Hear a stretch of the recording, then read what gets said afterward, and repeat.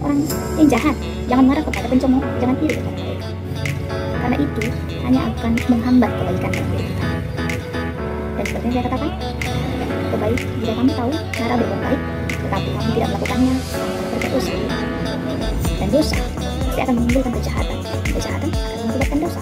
Itulah berkar kita. Bagaimana supaya marah kita itu tidak mengakibatkan dosa? Maka saya akan berikan 4 cara untuk mengatasinya. Yang pertama, dengarkan dan pahamilah persoalan yang terjadi. Jangan murah tersulut emosi, seperti yang tertulis di dalam Yakobus 1 ayat 19 mengatakan bahwa setiap orang hendaknya cepat untuk mendengar dan lambat untuk berkata-kata, dan juga lambat untuk marah. Kebanyakan orang yang telah marah, mata rohaninya pun tertutup, telinganya pun tertutup, matanya pun tertutup, telinganya pun tertutup, dan akhirnya mengeluarkan perkataan-perkataan yang tidak membangun untuk dirinya dan orang lain. Dia hanya ingin untuk didengarkan, dia hanya ingin untuk perkataannya saja untuk diikuti. Jika telah emosi, seseorang itu bisa saja melakukan hal-hal yang di luar nalarnya. Bisa dikatakan dia akan melakukan perbuatan yang tidak baik dan bahkan melakukan hal yang di luar pikirannya sendiri yang dapat menyakiti orang lain yang berada di dekatnya. Tetapi anak-anak Tuhan ketika marah, ketika menghadapi keadaan yang sulit, ketika kesal terhadap orang lain, perbuatan-perlakuan orang lain, mari pertama sekali dengarkanlah, berdiamlah mendengarkan, pelajarilah persoalannya, pahamilah situasinya. Maka dengan demikian kita tidak akan mudah untuk terpancing emosi. Ketika kita mendengar, banyak yang akan kita pahami daripada kita yang harus didengar. Karena sering sekali apa yang kita pahami hanya sebatas apa yang kita pahami. Belum tentu apa yang kita pahami itu sama dengan yang dipahami atau yang dipikirkan oleh orang lain. Jadi kita perlu untuk mendengar dan mendengar orang lain sebelum kita mengambil tindakan di dalam emosi dan marah kita. Yang kedua, berhentilah dan tinggalkanlah. Nah, mengapa pula disuruh berhenti dan tinggalkanlah? Berhentilah dan tinggalkanlah orang yang sedang marah dan emosi memuncak. Itu akan mengurangi kejahatan. Karena ketika orang berada di puncak kemarahan ataupun emosi, mau bagaimanapun kita menerangkan, menjelaskan situasi dan keadaannya, dia tidak akan mau paham. Meskipun niat kita itu baik untuk menyelesaikan persoalan, untuk memperkecil masalah, tetapi itu sia-sia bagi orang yang berada di puncak kemarahan. Jadi langkah baiknya ketika kita marah dan orang lain marah, mari pergi meninggalkan orang tersebut. Carilah tempat yang bisa membuat kita berpikir dengan jernih, bukan ke tempat-tempat yang hanya bisa memberikan pengaruh yang tidak baik. Karena marah, maka kan banyaknya kita melihat di televisi, karena tersulut emosi seorang ayah membunuh anaknya hanya karena perkataannya tidak didengar. Misalnya bapak ini emosi dan tidak bisa menguasai dirinya, terjadilah penikaman kepada si anak. Berhentilah marah, tinggalkanlah tempat itu. Karena hanya dengan cara demikian kita menghindari situasi yang dapat merugikan diri kita, merugikan orang lain, bahkan di sekitar kita yang mendengarkan, melihat pertengkaran yang terjadi.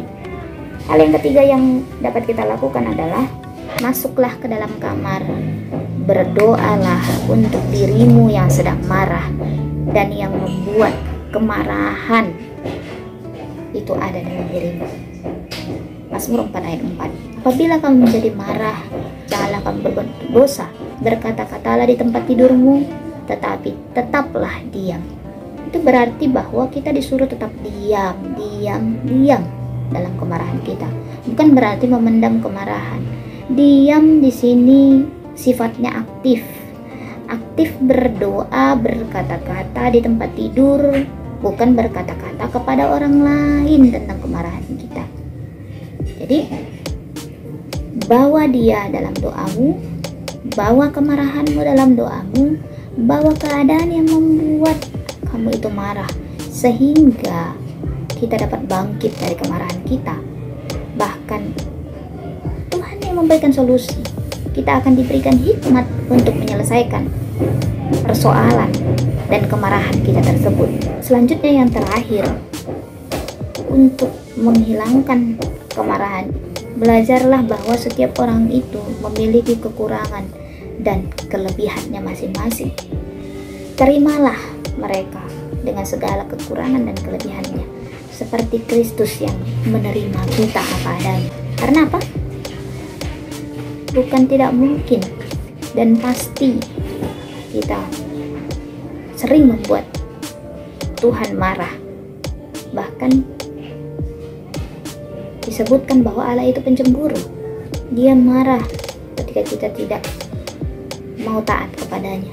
Dia marah ketika kita menduakannya dan memilih keinginan daging kita, memilih hal-hal yang bersifat duniawi dibandingkan dengan menaati perintahnya. Ketika kita menyadari bahwa kita juga terbatas, kita juga memiliki kekurangan, maka orang lain juga memiliki kekurangan. Ketika Yesus saja bisa menerima kekurangan kita, mengapa kita tidak bisa menerima kekurangan orang? Jangan katakan bahwa itu kan Tuhan, itu kan Yesus. Tidak, justru karena dia Tuhan, dia bisa saja marah kepada kita lalu menghukum kita. Tetapi dia tidak memilih itu. Dia memilih untuk mengasihi aku, untuk mengasihi saya, mengasihimu, mengasihi kita semua. Maka dari itu, sebagai anak-anak Tuhan, mari belajar untuk menerima orang lain dengan segala keunikan karakternya. Doakan keadaan yang membuat kamu marah. Apakah Tuhan tidak dapat mengubah setiap hati manusia yang batu?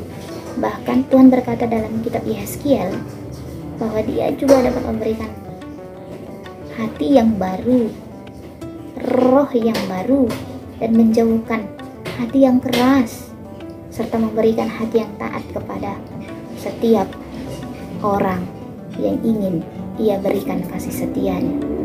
Tidak ada alasan kalau Tuhan masih mengizinkan situasi ini terjadi dalam hidup kita. Tugas kita hanyalah belajar untuk menerima bahwa ada orang lain di luar diri kita sendiri yang tetap harus kita kasihi seperti kita mengasihi diri kita sendiri. Ingat, marah itu bukan dosa, itu alamiah. Tetapi marah-marah itu adalah dosa. Karena dimana kita marah-marah dan sampai matahari terbenam pun kita tidak mengampuni, kita tidak berhenti marah, alhasil dosa sedang mengintip di pintu. Tetapi Tuhan mengatakan anak-anak Tuhan harus berkuasa atasnya, berkuasa atas kemarahan itu. Tetap semangat, jaga prokes. Tuhan Yesus memberkati.